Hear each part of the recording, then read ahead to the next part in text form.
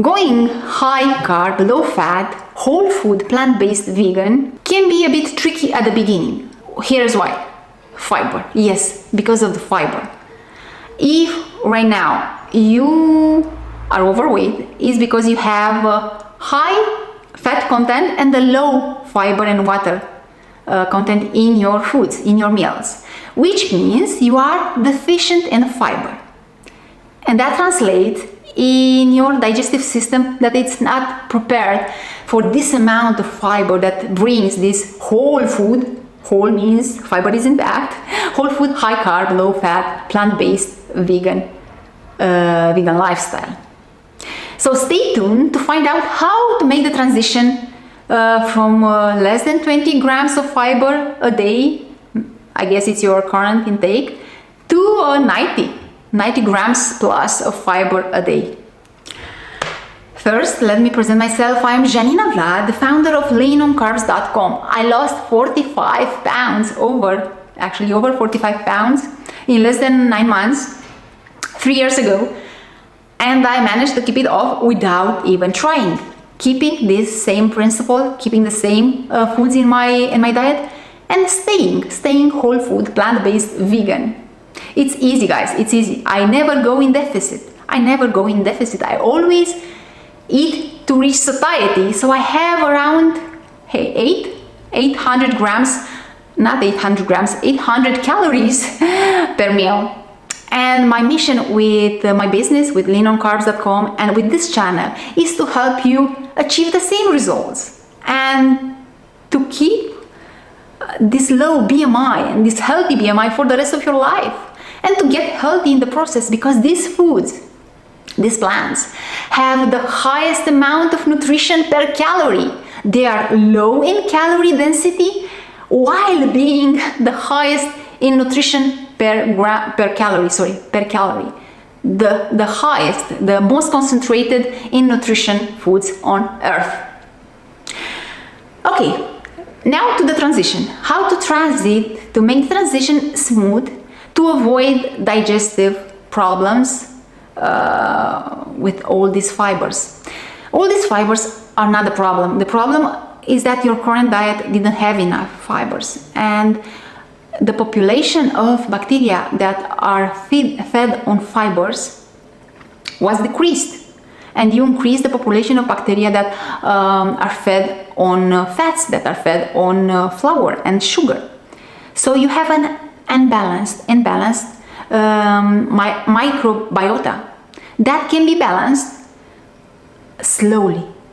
Because if you start from tomorrow eating like me, whole foods, whole fruits, vegetables, whole grain, legumes, you will have a lot of fiber and you are not prepared. You are deficient. Your digestive system is deficient. So to avoid cramps, diarrhea, gases, bloating, even constipation, to avoid all these, make the transition soft. Ease yourself in. And the foods that are the best for this transition, a few months, 2 to 3 months, are of course white rice, and after that you slowly make the transition to brown rice. But white rice, because it has almost no fiber, will help you go there. And because it's almost whole food, is not milled, is not made flour, is better to than having bread and pasta. So white rice. And my favorite was, and still is, basmati white rice. I'm not eating white rice anymore. I lost weight with brown rice, because white rice has more calories per pound, so has a more calorie density than brown rice. But for transition is your best friend, white rice. Basmati or jasmine white rice, they have increased flavor with veggies aside. And talking about veggies, cook your veggies. It's better to digest those fibers if you cook the fibers. And please have at the beginning frozen vegetables. So you cook from frozen, you start from frozen. And avoid cruciferous at the beginning. Cruciferous, can give you more bloating and more gases. So have all the other vegetables, the carrots and zucchini and mushrooms and tomatoes and cucumber and salad. Of course, don't cook your salad, don't freeze your salad. But overall, having white rice with some vegetables aside. Other food that is very good for this time of transition is banana. I know many people, not many, some people have issues with digesting bananas, but are not the bananas the problem. Banana actually are not the problem. The problem is the food that is stuck in your colon, in your digestive tract. When people don't eat enough fibers, enough water, and eat processed plant foods and animal products, these foods, they don't go smoothly through the exit. They are not evacuated with ease. And because our colon has this structure to increase the absorption of the nutrients from all the foods that we are meant to eat, that are high in fiber foods, when you eat animal products and flour and all this junk, the food gets stuck in all those sacs, in all those little spaces, and not having the bulk, not having this jelly texture that is given by the fiber plus water. Of course, the food is there stuck for days, for weeks, and when you eat a banana, will fermentate with all those foods, will create gas and bloating. But bananas are good and are better than other fruits for the transition. And if you find yourself having digestive issues after eating bananas, of course, ease yourself in. Don't eat like me, 2 pounds of bananas a meal. Add a banana more a day for a week. So this week, only a banana a day. Next week, 2 bananas a day. You get the idea. Ease yourself in to avoid these digestive problems. Of course, all the digestive problems you might have will subside in time because your digestive tract will be cleaned, firstly, and the bacteria, like I said at the beginning, the beneficial bacteria will grow in population and varieties, and you will balance this microbiota. And it's your best friend, not only for properly digesting the fibers in these foods that are promoting health and weight loss, but this bacteria is also promoting a good mood and mental health. They have a lot of benefits. Not only that, we will dive deep into the role of microbiota and a good beneficial microbiota in a future video. For now, like I said, focus on the foods that have a lower amount of fiber and cook your vegetables. If you decide to eat cruciferous vegetables, please choose frozen and cook them. When you freeze these high fiber plants, the crystals that are formed in the process of freezing from the water are breaking the walls of the cellulose, and that will make the fiber be easier and easier on our digestive process. Another good food for transition is potato. Yes, potato. Boiled potatoes is better to digest than baked potatoes. So boiled potatoes with the skin or peeled, and sweet potatoes even better. So have sweet potatoes with a salad aside, or sweet potatoes with some steamed vegetables aside. And of course, because you are in transition from a diet that is very high in flavors, very high in fat and sodium and sugar, these three make the triangle of the pleasure trap, because increase the flavor in foods, being the three together plus some artificial foods, artificial flavors, they will increase the dietary pleasure on our tongue and in our brain with the dopamine release. So you have to be a bit smart to give give taste, to give a nice taste to this food that may seem bland at the beginning, because your taste buds are overwhelmed with the increased flavors of the world foods you were eating.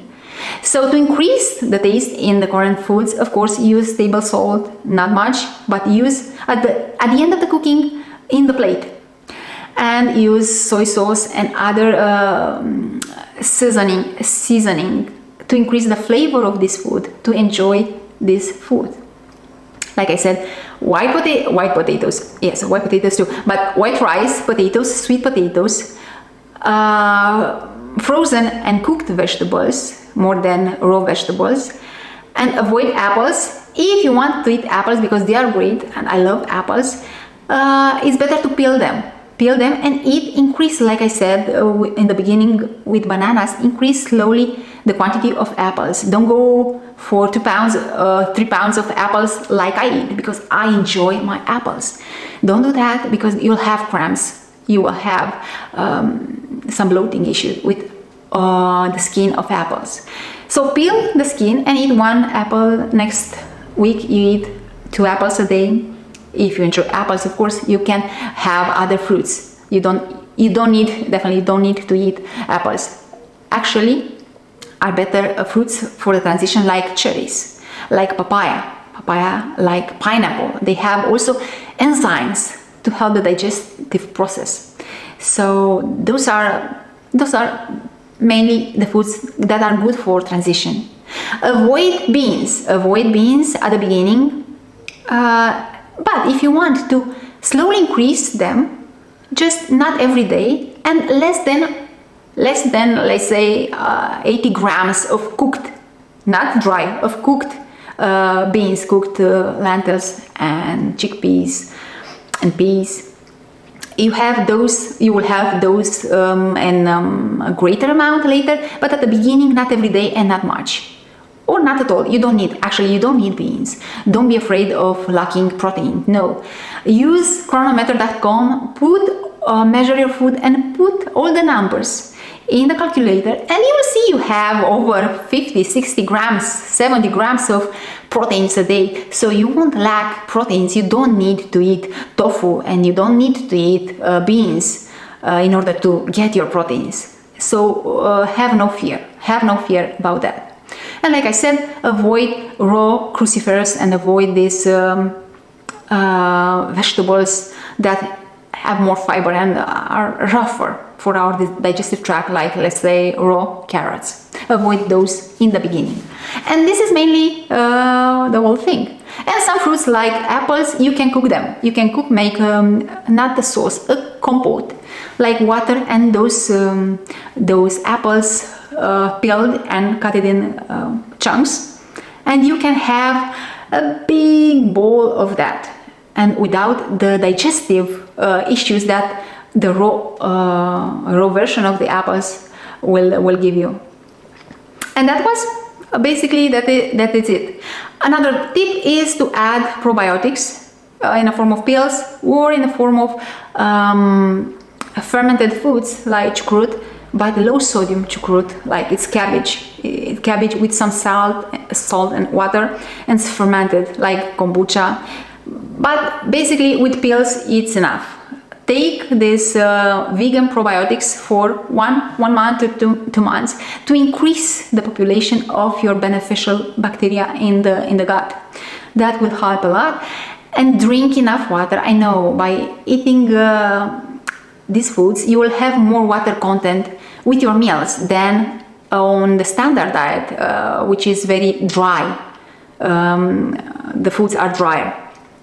You will have more water, but drink even more water to help the transit and to help those fibers and to avoid the bloating. Other tip is to walk after meals. Walk after meals is great because it will help the digestive process. You will help with your overall activity level because you will lose weight. Of course, we know that by walking you